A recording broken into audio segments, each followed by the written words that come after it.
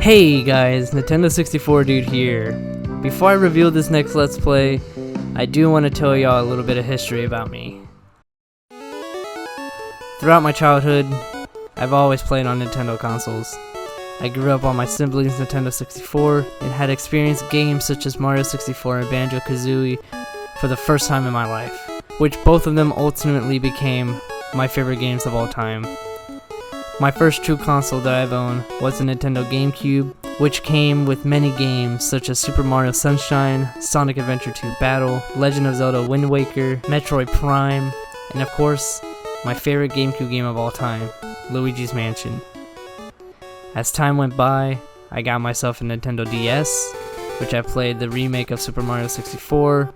I also got a Nintendo Wii, which I mastered the game Super Mario Galaxy, but I never played the second game, still to this day. I know, it's crazy. I got myself a Nintendo 3DS, which I spent many hours throughout my teens playing Super Mario 3D Land and many others. I unfortunately missed out on the Nintendo Wii U, and of course today, with the Nintendo Switch owning many brilliant games, such as Super Mario Odyssey, Legend of Zelda Breath of the Wild, and many others. But out of all of this, out of all the consoles I've owned, out of all the games that I played, there's a specific Nintendo memory that I have, and it doesn't even involve with the console I've even owned. I have a brother who was born in the early 1990s. He was the one who owned the Nintendo 64 that I grew up with, but during the 90s, there wasn't just a Nintendo 64. Alongside of it, there was something called a Nintendo Game Boy. This Game Boy revolutionized handheld gaming. And for once, you can bring a game that you can play on your Nintendo at home, anywhere you go. It was amazing. But sometime during the Game Boy's late lifetime, something had happened. In 1998, a Japanese show aired in the US. It was an overnight hit, spawning many merchandises, books, apparel, a freaking Thanksgiving float, anything you can imagine. It was there, and it even came out with a localized video game for the Game Boy. My brother was sucked into it. He was in the craze just like many kids during the era, and he even got himself a Game Boy with the game. Now where does my memory fit with this?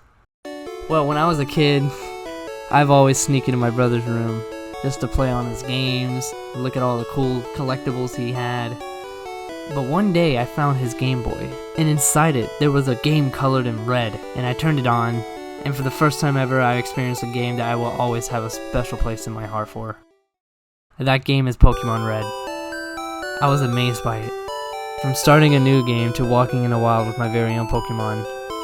I mean, I was just a kid who didn't really understand the game, but the iconic music, the awesome Pokemon sprites, the battles, and of course capturing.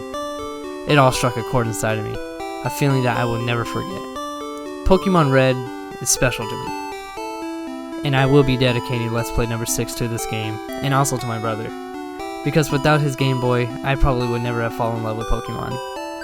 And for Let's Play number 6, it will be about the remake of the game that got me to love Pokemon. This is Pokemon Fire Red.